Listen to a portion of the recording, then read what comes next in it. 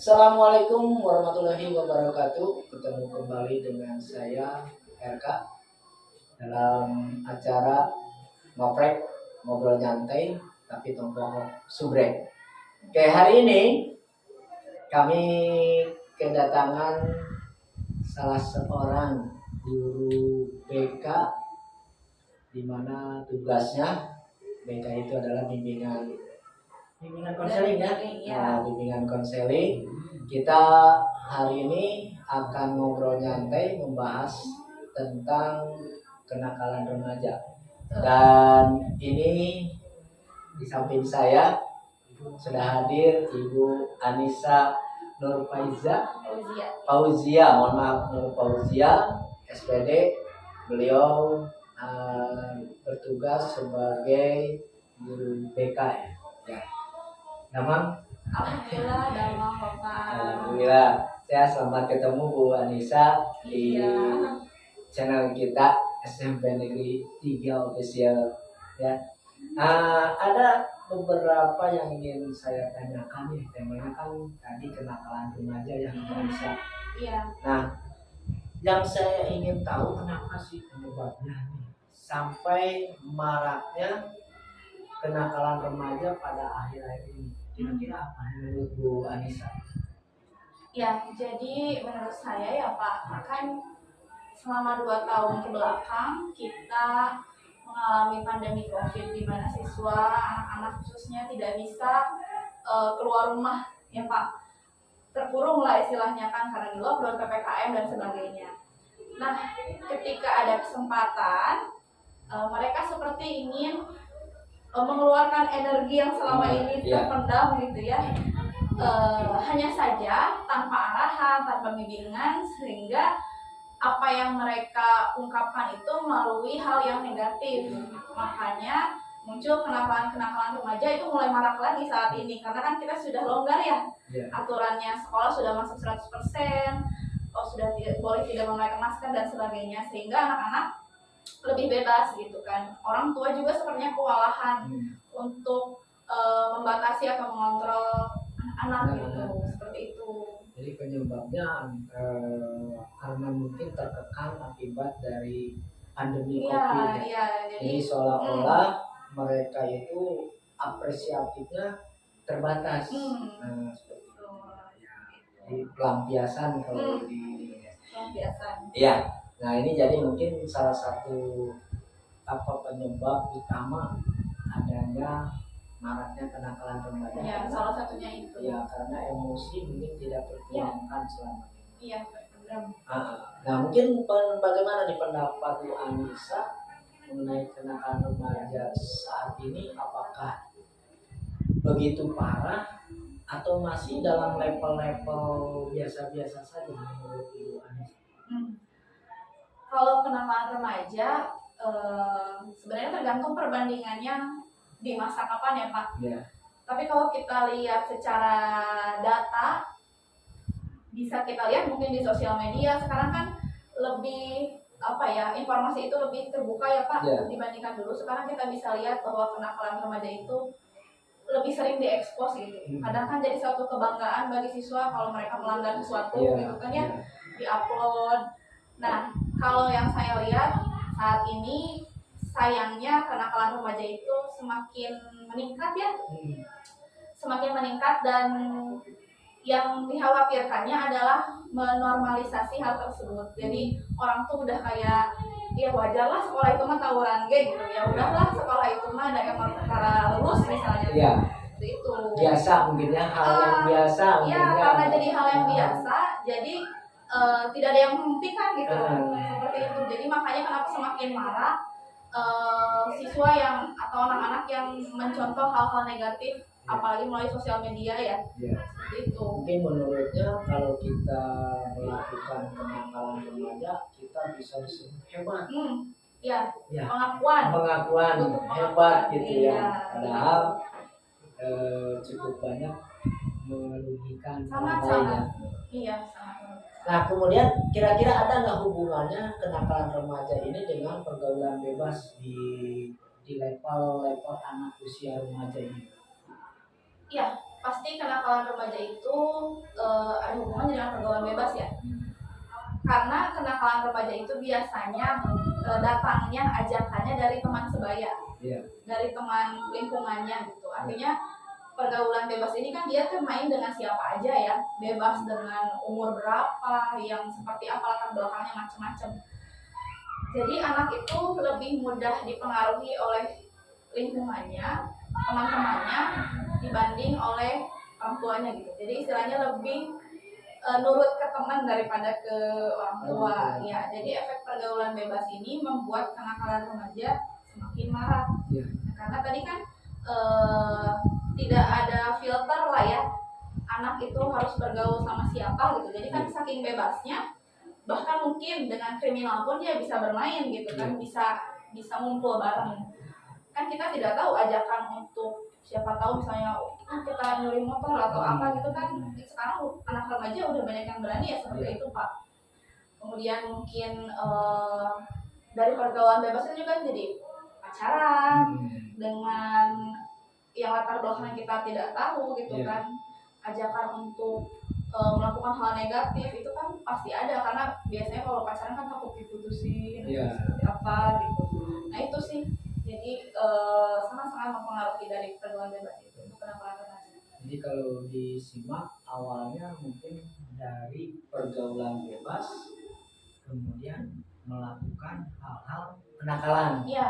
Diawali dengan pergaulan bebas karena tidak ada filter tadi. Iya, nggak disaring gitu teman mainnya teh. Betul. Oke, kemudian hal-hal yang berpotensi nih remaja melakukan kegiatan atau melakukan aktivitas yang meresahkan masyarakat, apa nih yang dilihat oleh Bu Anissa, potensi apa sehingga remaja itu melakukan hal-hal yang meresahkan masyarakat? Kalau potensi tadi sebenarnya terlihatnya karena ada kesempatan ya, karena tadi banyak yang sudah mewajarkan, menormalisasi hal tersebut sehingga remaja saat ini merasa tidak takut untuk melanggar aturan, untuk melanggar norma gitu. Karena merasa ya nggak ada yang bisa berhentiin saya gitu kan. Bahkan mungkin sama polisi pun dengan hukum pun pada saat melakukan kenakalan mah ya masih sok-sok berani lah ya. Apa polisi mah ya, karena biasanya karena dilakukan beramai-ramai bersama-sama, maka dia merasa tidak takut.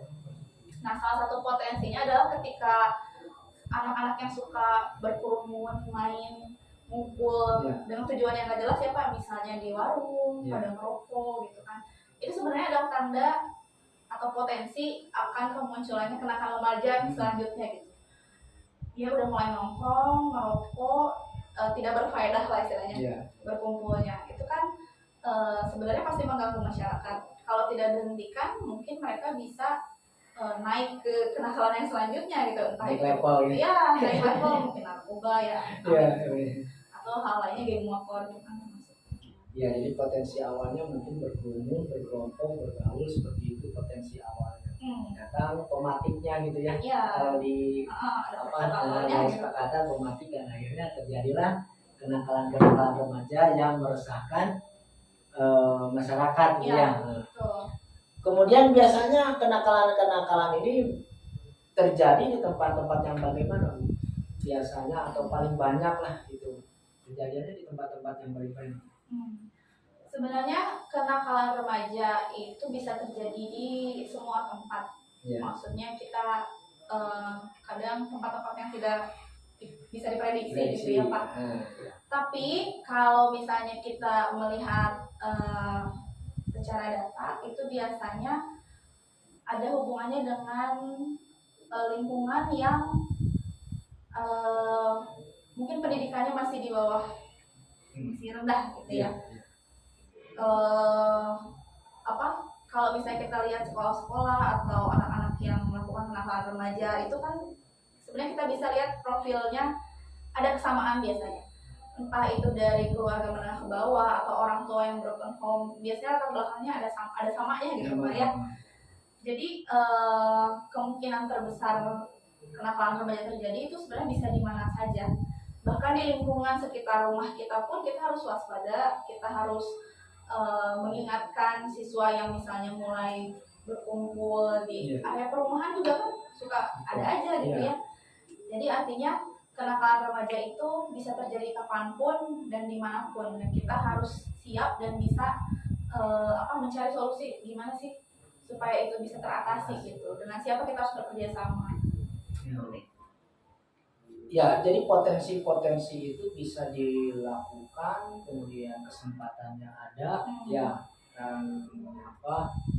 dan adanya kesamaan, mungkin kesamaan visi atau kesamaan misi ya. Ya, mereka saya punya satu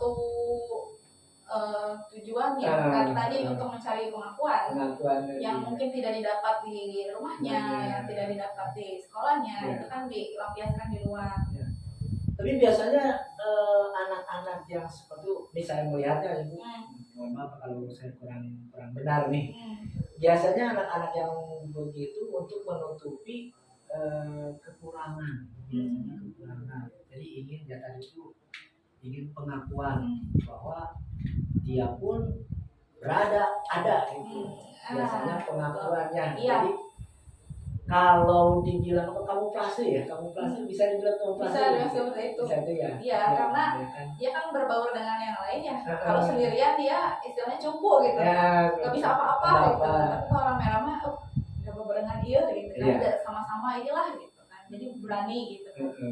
Karena berkelompok kayaknya dia berani. Tapi kalau sendiri biasanya cupu. Ya gitu. Ya, siap. Nah, kira-kira pihak-pihak mana saja atau pihak-pihak berwenang apa aja yang kira-kira bisa menghentikan kenakalan remaja ini? Kenakalan remaja ini sebenarnya kita harus bekerja sama dengan banyak pihak ya. Karena kenakalan remaja sendiri itu kan ada berbagai jenis lah istilahnya, berbagai masalah yang terjadi dan itu harus diselesaikan dengan kolaborasi tentunya. Kalau misalnya kita secara umum mungkin ya Pak, kenakalan remaja itu kan harus kita mulai tindakan preventif atau pencegahannya itu sejak dari keluarganya, dari lingkungan terkecilnya yaitu keluarga. Orang tua itu harus paham, harus tahu anak itu berteman dengan siapa, kalau main ke rumah teman-temannya di mana, itu kan latar belakang temannya seperti apa, itu harus istilahnya ada background check gitu. Kita ngecek latar belakang teman-teman anak kita, walaupun kelihatannya kayak lebay apa sih gitu. Tapi itu penting.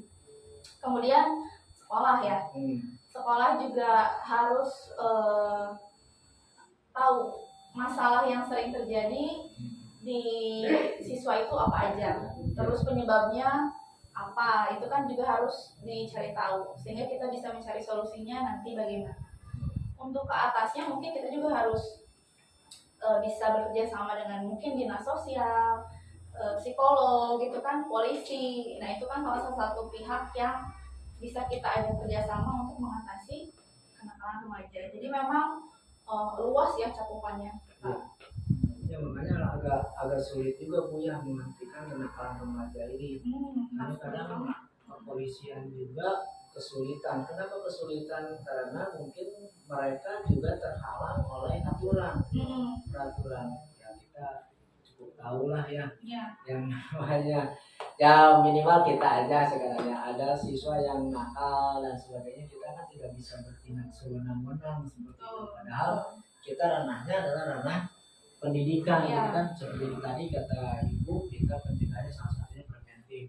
Kita harus tahu siapa temannya, di mana rumahnya dan sebagainya. Kemudian kira-kira ada nggak cara-cara yang lain untuk yang bisa ditempuh gitu untuk minimal, bukan menghentikan, kalau menghentikan saya rasa ini agak susah ya. Realistis minimal gitu menekan, mengurangi gitu kenakalan remaja ini kira-kira apa itu menurut Ibu nih? Menurut Ibu? Kalau langkah kecil mungkin langkah pertama yang bisa kita lakukan sebagai guru ya Pak, pastinya kita akan selalu mengingatkan, membimbing siswa kita setiap saat di kelas gitu, terutama ya kita memberitahu mereka apa dampaknya kenakalan remaja, apa efeknya nanti di masa depan gitu kan. Kemudian kita kasih contoh-contoh nyata, eh, ya entah dari pengalaman kita atau dari orang lain tentang orang yang melakukan kenakalan pada akhirnya menyesal, Iya. kemudian tidak bisa mengulang lagi waktu kan ya Pak. Nah seperti itu kan, ketika anak diberi contoh yang real yang pernah terjadi, biasanya mereka juga akan berpikir dua kali untuk melakukan kenakalan remaja. Mungkin bisa juga dari cerita kita pribadi, cerita kehidupan kita seperti apa yang bisa kita bagikan kepada siswa supaya mereka bisa memahami bahwa ketika kita memilih jalan yang salah itu susah buat balik lagi. Iya. Itu mungkin seperti itu. Iya. Jadi sebenarnya mah dilema ya buat kita ya. Ya. Dilema sekali sebenarnya kalau kita bertindak secara verbal sekarang juga dilarang. Apalagi secara fisik juga ya. dilarang gitu kan. Jadi seolah kita dalam situasi yang dilematis. Kita membiarkan itu terjadi salah juga. Ya Bu ya. Iya. Jadi ya itu seperti itulah dilematis kita seorang pendidik. Betul, Pak. Jadi memang saya rasa tidak ada guru yang tidak pernah mengingatkan siswanya ya. Betul. Pasti semua selalu dan akan terus mengingatkan untuk hal yang baik gitu. Hanya saja kadang ya itu tadi siswa juga mungkin pernah tersesat ya, jadi memilih jalan yang salah gitu, baru dikasih tahu. Iya. Nah, kenakalan remaja ini mungkin Ibu sering lihat dan sebagainya. Sering terjadi di waktu-waktu kapan sih paling banyak itu terjadi kenakalan remaja ya, salah satunya mungkin tawuran lah ya. Kalau kenakalan di kita itu tawuran ya. Persentasenya lebih banyak sering terjadinya di waktu kapan? Kalau tawuran biasanya waktu yang paling sering terjadi adalah saat pulang sekolah. Sekolah. Ya, karena kan sekolah A bersinggungan bertemu dengan sekolah B yang katanya bermusuhan katanya dari dulu. Kemudian kan nggak ada angin, nggak ada hujan, mereka bisa tiba-tiba tawuran ya Pak. Nggak ada alasan khusus, ketemu doang aja itu bisa jadi tawuran gitu kan. Tadi karena dendam atau apa gitulah dari kakak kelas yang sebelumnya. Kemudian malam hari juga bisa. Cuman memang jarang terjadi ya kalau di daerah kita itu. Kalau malam kan terutama anak-anak yang bebas lah, tidak terpantau. Biasanya di geng motor gitu. Bisa tawuran karena balap motor misalkan atau hal-hal lainnya. Tapi kalau yang kita lihat sering terjadinya waktu pulang sekolah. Ketika berpapasan biasanya, yang diangkut aja bisa dikejar gitu ya Pak. Itu mungkin rawan untuk terjadinya tawuran. Balapan liar. Balapan liar ya. Karena sekarang banyak bermunculan geng-geng geng motor dan sebagainya. Iya itu. Kemudian juga ya saya sih sering dulu ya, kalau sekarang saya belum. Dulu waktu mau berangkat kadang-kadang saya harus parkir dulu tuh di Jalan Cagak. Karena banyak anak berkerumun, berkumpul, akhirnya terjadilah seperti itu. Sampai saya pun harus menunggu anak-anak yang dari sini, menunggu dulu, harus naik angkot dulu, setelah naik angkot semua baru bisa jalan. Jadi ya seperti itu, kadang-kadang sebelum sekolah pun terjadi gitu. Kan pasti presentasinya setelah pulang sekolah, karena sama-sama pulang, sama-sama berkerumun, akhirnya ketemu ya tawuran. Nah, menurut Ibu, mungkin ini juga salah satu solusi yang bisa diterapkan. Bagaimana cara mengantisipasi supaya kenakalan remaja ini, terutama tawuran ini, bisa dikurangi gitu. Antisipasinya apa? Selain mengantisipasi adanya satgas, kan sekarang dibentuk ya satgas untuk ya itu tadi. Tapi kan karena personilnya terbatas, nah menurut Ibu apa kira-kira antisipasi untuk mencegah terjadinya kenakalan remaja? Terutama tawuran. eh, tentunya ketika tawuran sudah terjadi kan kita tidak bisa menghentikan tiba-tiba ya, kita tidak mungkin menyelesaikan masalah ketika sudah terjadi. Tapi kalau untuk mencegah tawuran, sebenarnya kembali lagi ke lingkungan sekitar siswa tersebut gitu ya, anak-anak tersebut. Sebenarnya kalau misalnya untuk tawuran, ada saatnya ketika anak sudah tahu itu tuh berbahaya, tapi masih tetap ikutan gitu kan. Yang bisa kita lakukan sebagai guru tentunya kita juga harus memberikan edukasi ya kepada orang tua, bahwa kenakalan ini memang terjadi nyata gitu adanya, dan bisa terjadi pada siapa saja, pada anak-anak ibu bapak di sekolah ini gitu kan. Sehingga nanti pencegahannya bisa kita mulai dari rumah, karena orang tua sudah paham, orang tua bisa memberikan pengarahan ke anaknya. Nah, kemudian yang kedua, kita sebagai pendidik, tentunya kita juga bisa memberikan sosialisasi bahaya tawuran, bisa dengan polisi misalnya sebagai narasumbernya gitu kan. Kemudian kita juga di kelas bisa memberikan arahan bahaya tawuran seperti apa. Kita juga kan kalau kita bertanya ke anak-anak, mereka pasti sering melihat bahwa tawuran saat ini benar-benar sudah sampai mengancam nyawa ya Pak. Sudah sering yang banyak yang meninggal gitu ya. Iya, kalau dulu yang saya lihat di berita biasanya ya sabuk, alatnya gitu-gitu. Sekarang udah mulai beralih ke benda tajam. Samurai ya berbahaya lah, pokoknya benar-benar hal yang sangat ditakutkan oleh orang tua dan siswa dan guru juga pastinya. Kalau sudah tawuran itu sekarang orientasinya nyawa itu sudah tidak ada harganya. Iya betul. Sudah disakiti sampai berdarah-darah kemudian ditinggalkan.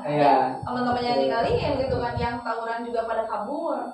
Karena semua pasti nggak mau disalahkan, dan itu yang rugi siapa? Yang hilang nyawanya. Orang tuanya juga sama. Itu kan sekarang harus memberikan bimbingan kepada anak itu, kita kasih contoh yang nyata saja.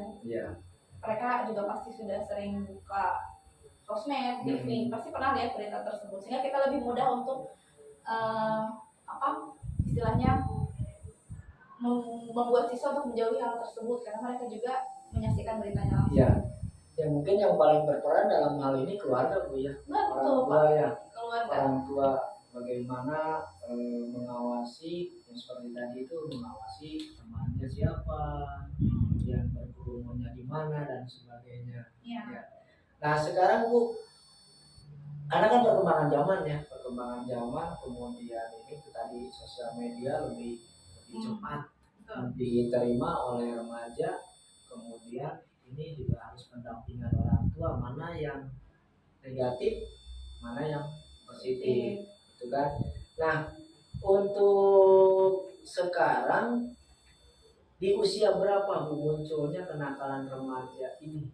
Menurut pandangan Ibu ya, ini kalau zaman sekarang usia berapa munculnya kenakalan remaja ini? Secara umum ya Pak, kenakalan remaja itu seringnya terjadi di kelas 8. Sejak kelas 8. Sejak 8. Ya. Secara psikologis, usia remaja itu masa roller coaster Pak. Jadi dia turun naik gitu ya. Di kelas 7 dia tuh biasanya standar biasa. Di kelas 8 dia akan jegret gitu. Turun tuh dalam hal akademik, sikap, atau bidang-bidang lainnya itu biasa mereka akan turun karena mereka mulai mencoba mencari tahu. Kelas 7 masih takut-takut, kelas 8 udah mulai berani mencari tahu. Nah itu masa-masa roller coaster yang ke bawah itu adalah masa yang krusial, penting gitu. Dimana mereka akan mencoba sesuatu, apakah yang negatif atau positif itu kan tergantung pengaruh dari lingkungannya. Ya, dia memilih hal yang positif, bagus. Tapi ketika memilih hal yang negatif, pasti akan terjadi kenakalan remaja. Nah, karena di masa itu biasanya mereka nanti akan naik lagi ketika kelas 9. kelas 9 mulai sadar biasanya karena Oh, ujian, iya, mau ini lulus ya. jadi mulai tugas kerjain dan sebagainya. Nanti di SMA dia akan naik turun lagi sama gitu. Sama ya. Ya. Kelas 10 10, ya 11, 11, gitu ya, 12 gitu mungkin. naik lagi. Walaupun mungkin tidak semua terjadi di semua remaja ya, Ya. tapi secara umum di kelas 8 anak itu sudah mulai berani mencoba-coba hal yang negatif, entah itu yang negatif atau positif, tapi mereka pengen tahu Ya. gimana sih rasanya rokok kan, Ya. gimana rasanya bolos kan, itu Ya. dicoba. Ya, jadi rangsangan dari luar, bagaimana dia menanggapi rangsangan dari luar itu ya Bu ya. Iya. Karena tadi emang betul di kelas 8 mereka mencari-cari identitas. Hmm. Ya, apakah saya harus ke kiri atau saya harus ke kanan kan gitu ya. Iya, gitu. Mana ya? Ikut gimana ya, jadi pertimbangan gitu. Dan Itu. sebagai kelas 8 jadi kalau kelas 9 kemudian kelas 12 mereka sudah Nah, biasanya teguh lagi. Nah, ini pertanyaan terakhir. Ya. Saran-saran ke mungkin ke orang tua atau ke remaja, bagaimana mensiasati agar kita tidak terjebak Iya. terhadap kenakalan remaja. Oke.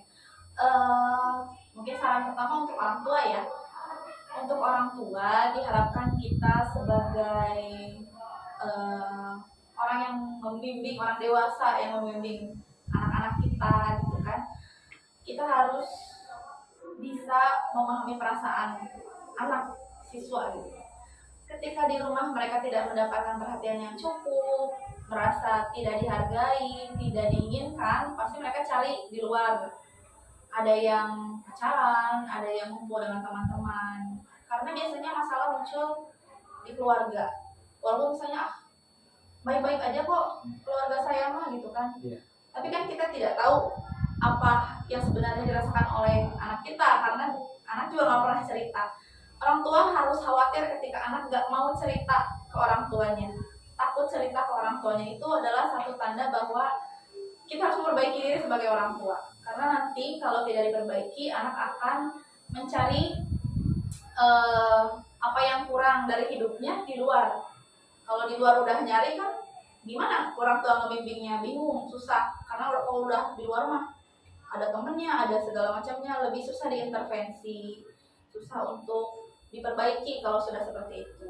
Nah, jadi pahami kondisi anak, ajak ngobrol setiap hari, tahu bagaimana teman-teman sebayanya, di mana rumahnya dan sebagainya, tadi sudah disebutkan. Kemudian untuk siswa, siswa adalah yang paling sering mudah diajak ya.